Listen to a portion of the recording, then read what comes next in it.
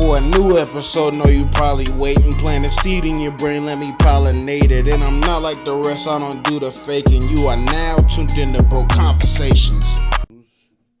Hey. Hold on, it's a little all bad. Hold up. Hey. I know you heard the intro. You are now tuned into another very fucking special episode of Broke Conversations. I'm your host, OG Odie, the host of the world's most poverty-stricken podcast. We broke. We ain't got no loans. We ain't got no student debt. We ain't do no EDD scams. We are broke. Brizoke, whatever you want to call it. I hope, before I even get, before I even get started, I hope everybody got something to sip on, got something to smoke on, and I ain't gonna lie to you yet, but I'm gonna lie a little later. But hey, speaking of that, I don't know about y'all. I don't know if most of my podcast watchers or listeners or whatever are weed smokers or whatever. But if you are, normally I'm paper playing gang. Like I'm on papers for the most part. But lately I've been on the billionaire blunt wraps. Them bitches, they roll and kind of hit like backwoods, but without all the fucking super fucking nicotine and shit like that. Cause no cap, I was talking to my nigga about this the other day. I was like, and there's a little tangent, but fuck it. I was like, hey, low key, you could roll like a couple grams of mid in a backwood and still get a buzz, but just off the backwood. You know what I'm saying? I prefer papers because you can really tell what type of motherfucking weed you got. You know what I'm saying? But anyway, hope everybody's doing good, feeling good out there. Hope you got some food in your stomach. Food, water, man. I just woke up like maybe hour and a half ago. Anyway, yeah. Back up in this bitch another again. I think I got all the intro. That's finally, I probably got a thorough intro. Finally. But listen, I ain't gonna talk too much. Let's jump right into the first motherfucking topic. First of all, I'm gonna say this on the next podcast and every other podcast that I see fit. Right now, the state of music, it feels like 2016, my nigga. It feels like 2014 to 2016. For me, that was the golden era. That was when Meek and Drake had first initially beefing around that time. Cole had dropped 2014 for His Job. I think Joey Badass had even dropped an album. Yeah. I think it was 2017. All American Badass. If you haven't checked that out, go check that out, man. Oh my God, that's probably my favorite. That's probably my favorite Joey Badass album because back then I was like 17 or 16. Damn, this ain't even the topic, but fuck it, I don't give a fuck. Back then I was like 16 to 17. You know what I'm saying? And nobody ever sat me down, or I never watched, or stuff that had something to do with the disenfranchisement of black people and the specific programs and stuff like that. The intent behind it. Racism is everybody know what racism is, but the specific intent and the specific redlining and a whole bunch of stuff. And that album really opened up my eyes on the black experience in America. But a lot of people like to use that and say, oh, we ain't never gonna get nowhere because the white man foot on the neck, blah blah blah. That may be true, but we got to keep fighting no matter what position we in. So yeah, anyway, I'm about to jump right into the first motherfucking topic. Hey, Vince Staples. Yeah, let me go ahead and get my background on that. Vince Staples recently dropped a song called The Law of Averages. And before I even hop into that, he dropped the album, Vince, let me make sure. Vince dropped the album about, I want to say 2018, maybe 2019, called Big Fish. And I originally tried to listen to it, but sonically, it just wasn't what I wanted to hear. And also that project was my first and only introduction to Vince Staples as a person, besides hearing him featured on podcasts or interviews and stuff like that. I really fuck with his personality, you know what I'm saying? So I couldn't, that being said, I couldn't motherfucking just write it off. I've been playing this song. Vince Staples, he just dropped a music video on the song. He probably gearing up to drop another album because this most definitely sounds like a single. He dropped a song on YouTube called The Law of Averages, you know what I'm saying? And in that song, he was basically saying, in a nutshell, stay in your motherfucking place. But listen, I'm not about to fucking read this nigga lyrics and shit. Yo, if you fuck with Vince, go ahead and check it out. I've been bumping this shit non-stop. This shit, I've been on a couple of days, I woke up and just played it over and over and over again. Like, and like I said on the last episode about streaming, I love the structure of this song. He got two verses. two verses and two hooks. He ended off with a hook. Like I love shit like that. Like niggas do that deliberately just to make me go back. And I love to see and examine, shit like that, especially, when it's fucking music and shit. Vince most definitely has the rap ability, rap skill. I just feel like for me personally that he was being you know how artists they really try to get in their bag. And me, I done did it too with the song Mood. If you haven't go check that out on SoundCloud. Link will be in the motherfucking description. Yeah, I experimented and I did some other shit, and it's crazy because I really do like the song, I like what I did on the song, but I feel like I could have did better if I was more knowledgeable about singing and R&B songs like. So I ain't gonna cap you. I don't. That's a song that I specifically avoid because it's not the best me in that vag or in that version of me. You know what I'm saying? And I feel like that kind of relates with my relationship with Vince's album. Big Fish and shit like that. I wasn't really feeling it, but like I said, I really fuck with his personality, and I don't know if you watch podcasts, or whatever. Joe, I probably originally got my introduction from Vince Staples in depth from Joe Budden. Whether Joe Budden was just calling up Vince, on a random phone call, that was cool, a little 5-minute, 2-minute conversation, or when I was watching Joe Budden's pull ups and shit like that, you know what I'm saying? He'll have artists pull up and he will ask them questions that's not the 100, not the questions that the artist done heard 100 times. You know what I'm saying? It's the questions like on a deeper motherfucking level, and shit like that. And I motherfucking relate to that if you cannot tell, because I be having them conversations even with myself solo on this bitch. But yeah though, man. Shout out to my nigga, shout out to Vince Staples, man. Shout out to Vince Staples. I just hope, I feel like he has the potential to be. I don't even want to say nobody that's dead because that's look. Nah, yeah, I don't even want to say that. I don't even say that. But Vince Staples got an opportunity to be big, and I feel like he got his head on straight. He not out here with the bullshit. He not out here on the drugs and shit like that. A lot of rappers they get money, they get fame, and that's the first thing they can turn to. And I'm not. And before I even was a rapper, I was on that type of time and on a smaller scale. You know what I'm saying? So yeah, shout out to Vince Staples. I ain't even, my soundboard fucked up. I don't know what happened to my other files, but I'm missing a whole bunch of files. I'm gonna get the applause back. But anyway, yeah, shout out to shout out to Vince. You know what I'm saying? Next topic in the motherfucking docket. I was perusing. I'm gonna start using that word. I was perusing YouTube the other day or the other week or whatever, and I came across Tory Lanez I follow him on YouTube and shit like that. I'm subscribed to him, and I saw that he had posted I don't know how long the video was, but he posted like a live stream type thing of him just singing his latest album, Playboy, live. And honestly, I ran that bitch back like 2 or 3 times, like no cap. And honestly, but before I even turned on these cameras, I was listening to the original album. The original album is great, but I really like what he did on the live album. It's something about a live album, man. Like it, I probably can pinpoint it right now. Like me as an artist, or me as a music, even before I was an artist, me as a music lover, I love to see artists show the exact same effort that they put in when they was making a song, when they're performing it. A lot of artists, they like I said, they be on drugs and they be on lean and shit like that. They ain't got the breath control, and they come out to shows and they just have the song that they made in the studio blasting over it, and then they try to rap over it, but in all reality, you can't really hear what they're saying because first of all, they bad performers, and second of all, damn, what was the second? First of all, they're bad performers. Second of all, they're fucking lazy. You know what I'm saying? And I really like to see artists, especially artists that reach the bigger level, like niggas like Drake and niggas like Tory Lanez, because all the trials and tribulations he done been through, niggas like Chris Brown and shit like that. Those three, they're all on a certain list to me when it come to performing. And when you see him out, it's a whole motherfucking function, and especially for somebody that's Drake, because that nigga don't sell out regular shows. He sell out motherfucking stadiums and shit like that, and bigger motherfucking venues, thousands of people. You know what I'm saying? And that's another thing. When is Certified Lover Boy coming out? Because honestly, if it don't come out in October, which I'm, that's what he always do. You know what I'm saying?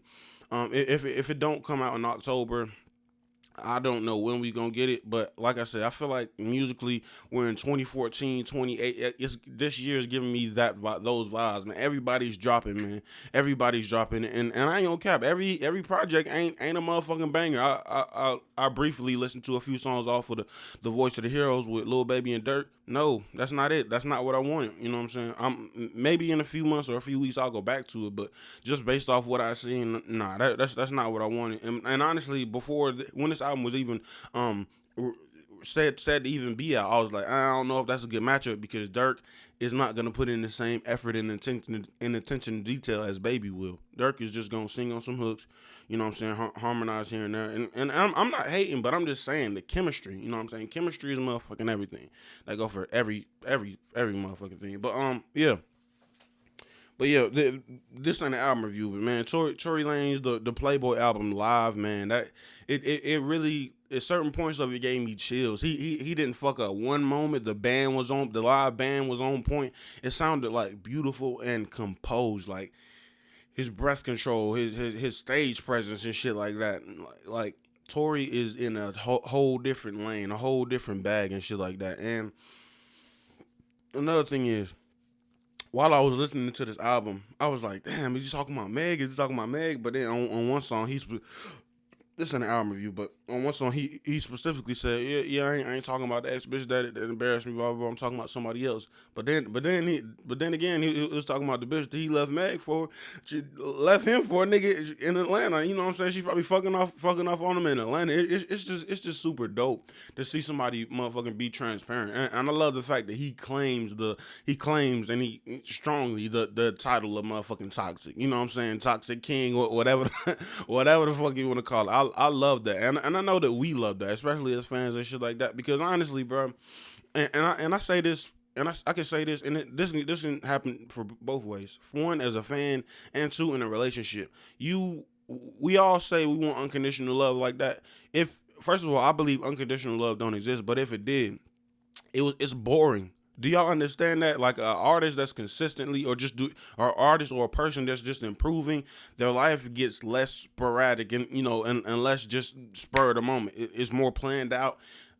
Successful people live boring lives. Like that's something a lot of people don't understand. A lot of people believe you can get a millionaire, or tens of millionaire, or billionaire, or something like that, and be going on all these trips and shit all the time and shit like that, and the billionaire or millionaire is gonna is gonna be there for him sexually and all the other shit. Like, motherfuckers want a whole perfect motherfucker, and like I said, even if you did get that, perfect is boring. Motherfuckers don't realize that. That's why fuck boys and whatever you want to call it, they're popping, they're hot. A lot of girls, they can't, like me.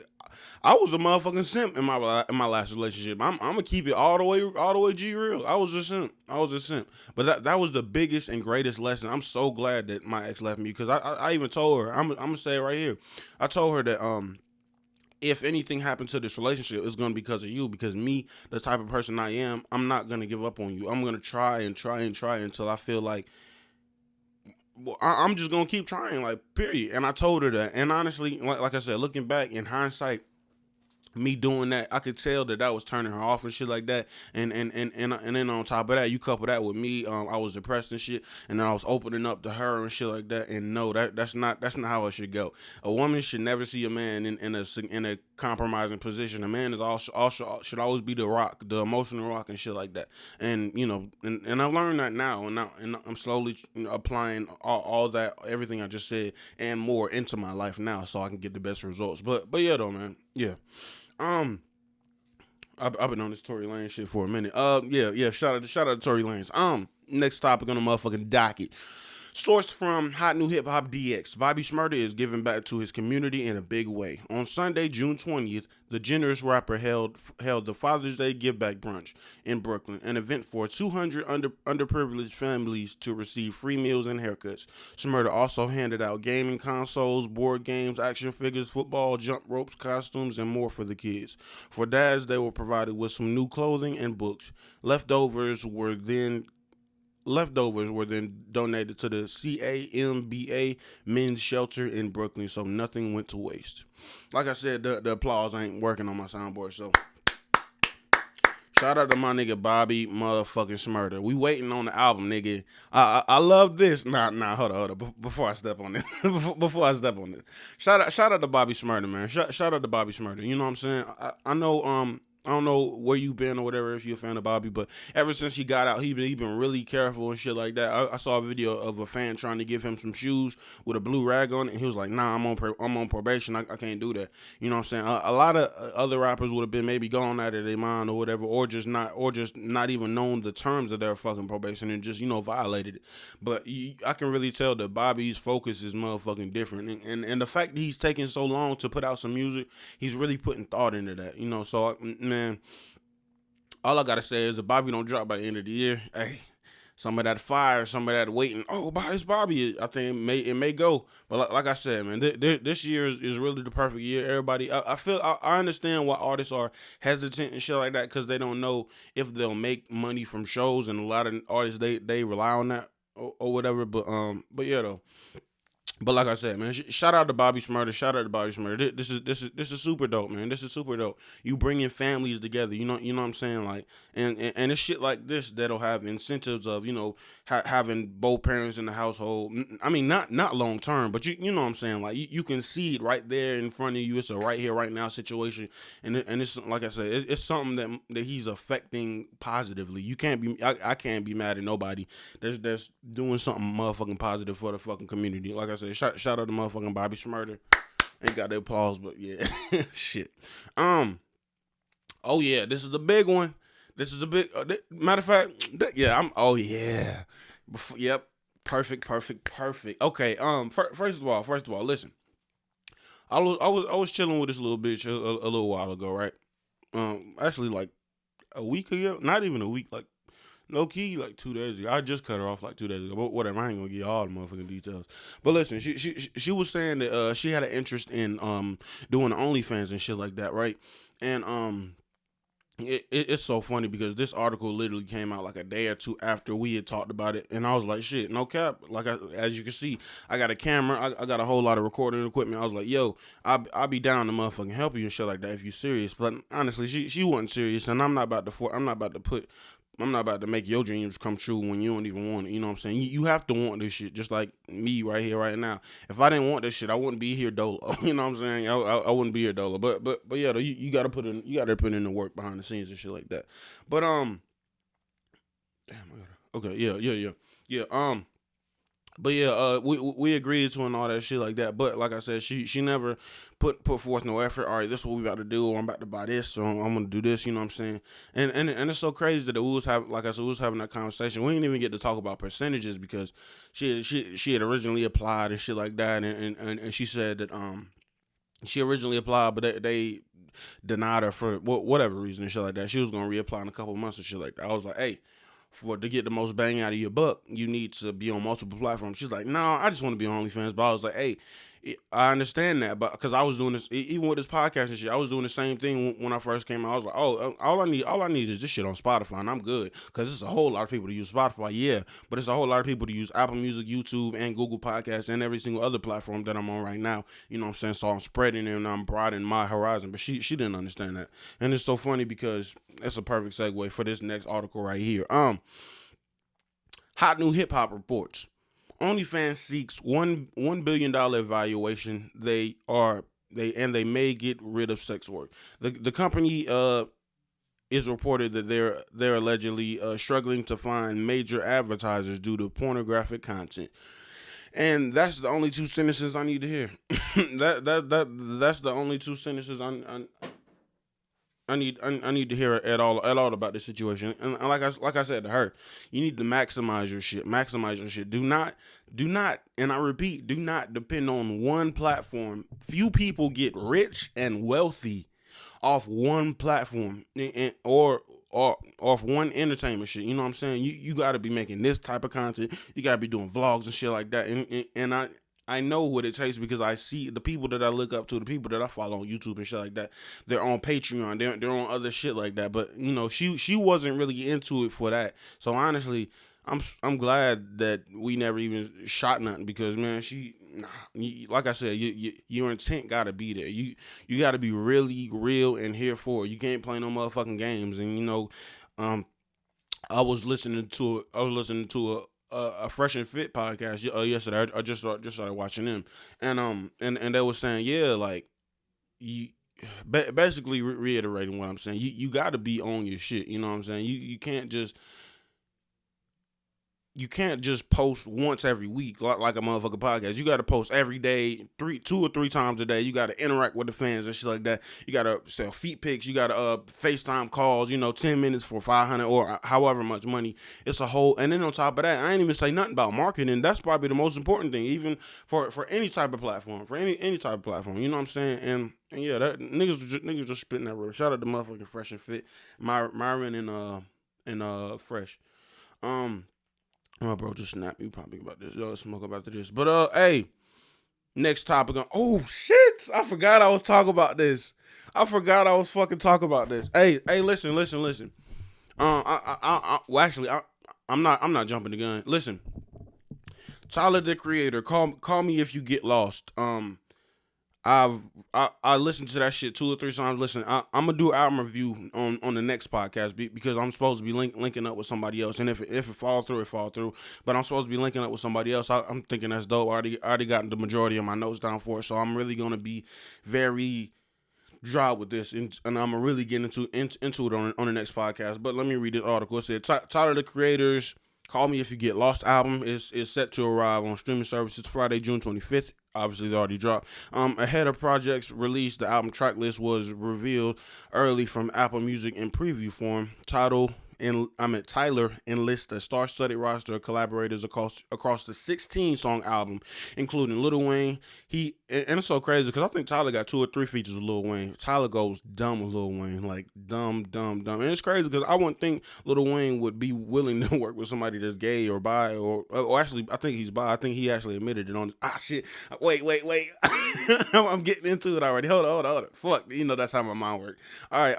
Let me just read this. Lil Wayne, the features that some of the standout features that he has on this album. Lil Wayne, 42 Dugg, and it's crazy because I didn't think I was gonna like that 42. Damn. All right. Lil Wayne, 42 Dugg, Ty Dolla $ign, Young Boy Never Broke Again, Brent Fires, Damo Genesis, Lil Uzi Vert, Pharrell, and more. Yeah.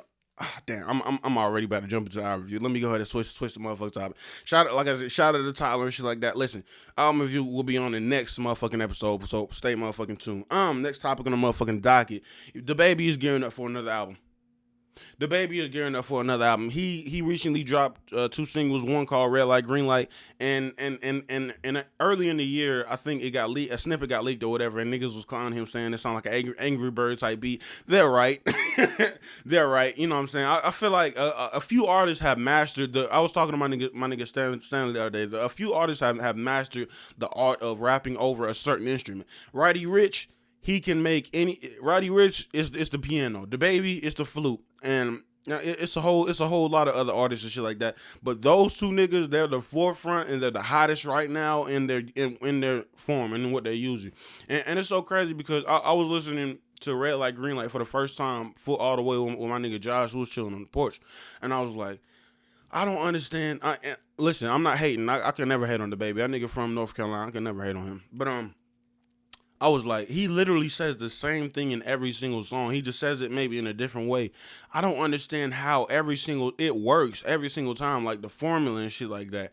I don't understand why every single song hits just as hard or harder than the last song. Like it's like magic, you know what I'm saying? We can see what he's doing and shit like that. I understand he caught a body and then he beat a nigga up in the LV store, but that was the hype from that is it's died down significantly now. But I don't get it. Like DaBaby has not changed up his style ever since he came out. Maybe he's got a little bit more. I'm gonna put DaBaby's improvement in the same improvement I would say the Migos is. He uses maybe a few more words. Maybe he switches up the flows and shit like that, or uses bigger words. Like he did on the Dreamville album, on the Under the Sun shit. But yeah, it truly is amazing to me to see how much progress DaBaby is making and his style like not changing. And like I said, I'm not hating on him. I can never do that. It's just really amazing. It's truly like all like. I'm really in awe, and yeah, that's all I gotta say about it. DaBaby keep on dropping the songs with the flutes. Niggas gonna make the challenges and shit like that. Niggas gonna go crazy with the TikToks. Yo, I ain't gonna put that energy out there. Yo, keep motherfucking going. Let's go. No cap. Shout out to the baby. Shout out to Charlotte, North Carolina. No motherfucking cap. BFB the Pac Man just dropped the album called Fat Niggas Need Love Too. And something I noticed is and listen, this ain't an album review. It's just a few things I want to point out. He has the song Free Joe Exotic with Sada Baby on it, and he has a Honey Pack remix featuring DDG and Lil Yachty. Initially, I thought that he had dropped another album because the last album I believe that he dropped, I was looking through his catalog the other day, was in 2019. It was called STD, and he didn't have those songs on it. So originally I thought that he had already put them out and shit like that. But either way, my point still stands. Motherfuckers is tricking the motherfucking system. I do understand and I respect what BFB are doing, what BFB is doing, because both of those songs, they really got a lot of praise, they got a lot of popularity, and I think there's a loophole within the streaming system to where it is when if you got a whole lot of songs and if you got a whole lot of streams on one song and you put it on the album, like that automatically makes the album go gold or whatever. I believe that's how it works. Do not quote me or whatever, but I believe, I've heard from some music experts, primarily, the Joe Budden podcast and shit like that. But but yeah, at least I'm citing motherfucking sources. But yeah, though, I see it. I see what he's doing, and I can't hate on him, and especially the type of music that he's making. I feel like I could probably say the same argument that I just said about the baby. He used the same words just in a different way. Yeah, BFB the Pac Man, he says literally the same thing in every song, but like I said, me personally, like I said, I haven't heard this whole Fat Niggas Need Love 2 album, but if I've only heard like 3 or 4 songs, and from what I've heard, from what I'm seeing and shit like that, it's not really too impressive. It's not really that much shock value. He's still, doing the jokes. Oh, I'm fat. Oh, my dick little, shit like that, and that's cool. But sooner or later, especially when we talk about the next album, I'm gonna need something different from BFB really soon. Really motherfucking soon, for me to continually want to look at his shit when it drops, and me continuously just stay aware as a motherfucking fan. And that's all I'm gonna say about it. You know what I'm saying?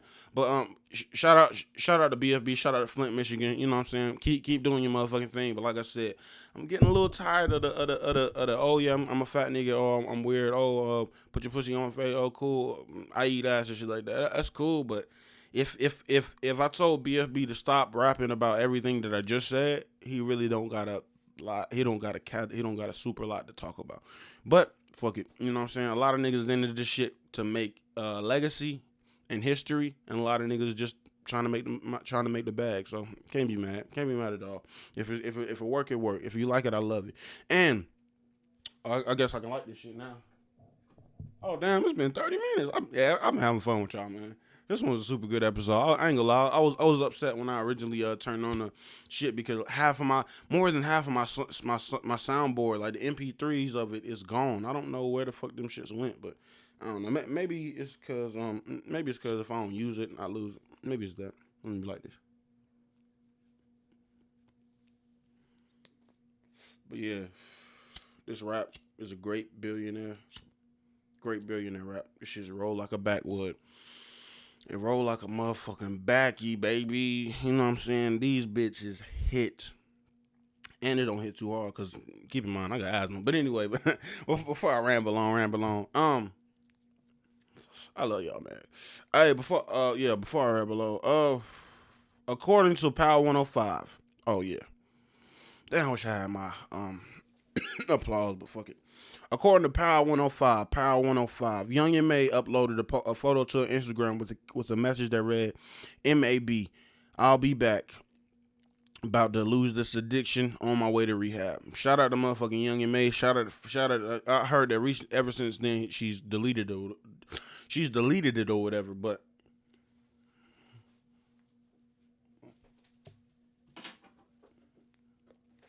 I heard ooh, Pat.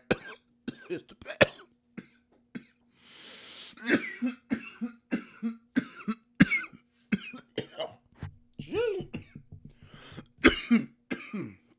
First hit of the day. I ain't eat nothing. I ain't even drink nothing. I got this whole bottle of water right here. I ain't even drink. I ain't even drink none of that. But listen, before I throw up on camera, goddamn, like Josh almost did. Especially if you got this far, yo, go back in my catalog and watch J Solo Key eat the hottest pepper in the world, the Carolina Reaper. That shit was amazing, and I ain't gonna lie. If I had less of integrity or respect for him, I would have recorded this nigga like throwing up. But listen, I fuck with him so much, and that nigga was super real to do that. You know what I'm saying? And I'm not. That's not in my character. But shout out to J Solo for real, no cap. But yeah, like I said, Young and May just made a post, put it on Instagram. She said she was checking. Yeah, I'll do that. She said she was checking in the rehab and shit like that. It takes a lot just to do that, and it takes even more to publicly say that and shit like that, and let the fans and other people that, keep it quite frank, don't even deserve to know about your life and to let them in and shit like that. That's super dope. Motherfuckers is leading by example, and I feel like it's little shit like this, and it's also like our generation moving away from the fast food and shit like that. We're like being healthy and being mentally healthy and being making good habits is cool. Like it's super cool. I never thought that we would get into. Keep in mind, I'm young as fuck. I'm only 21. I'm about to be 22 in September. But yeah, I never thought that we would. It would be widespread cool just to improve your motherfucking life. You know what I'm saying? It's really dope to see shit like that, and I really hope that Young and May she got the strength to continuously put the work in and shit like that. Because me personally, I know especially how she feel, because shit. Especially with my last little flare out with drugs and shit like that, it caused me to write the song Vices and shit like that, and go check it out on SoundCloud right now. Link in description. Click my link tree and shit like that. But yeah though, man, I know how hard it can be, and I know how much that itch still is there. Especially when you freshly just got off of it. It's like, damn, could I do this? Or I could do this. Like shit like that. But yeah though, man. Shit, like I said, shout out to Young and May, and last topic on the motherfucking docket for real.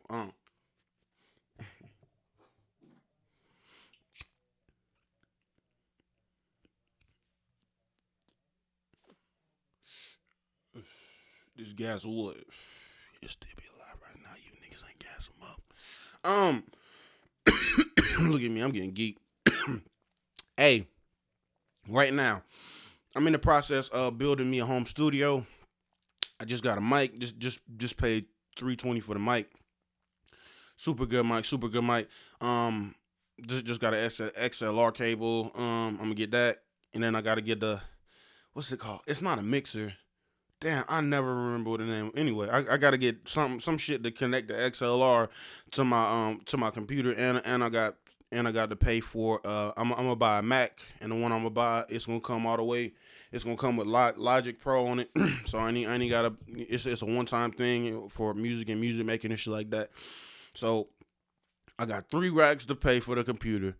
I got a few more things. I got the phone box that go around the microphone, so I can get the best sound. The acoustic foam, the same shit that this part of the mic is made out of, but a whole box of it. Like I'm in the process of building a home studio, and whenever it's obviously gonna take me some time to stack the bread and get to that. But listen, whenever that shit does happen and shit. Whenever this shit is like fully completed, man, it's over. Like, and I super love that I'm getting the equipment for the music first, and then I'm gonna have to take care of the business. And you know why I'm gonna do that? I'm gonna do that so I can have a couple EPs, a couple albums, or at least 100, 200, 300 songs just in my in my flash drive and shit like that, and backed up on other devices and shit. And I'm gonna have that, and oh yeah, I'm glad I said that. I gotta put my newest song, Growing Resonate, on my flash drive before I forget. Yeah. Yeah, I'm gonna do that. But yeah though, home studio on the motherfucking way, you know what I'm saying? And yeah though, I can't wait, man. Like and for me, I'm gonna say this and I'm gonna dip out, all right?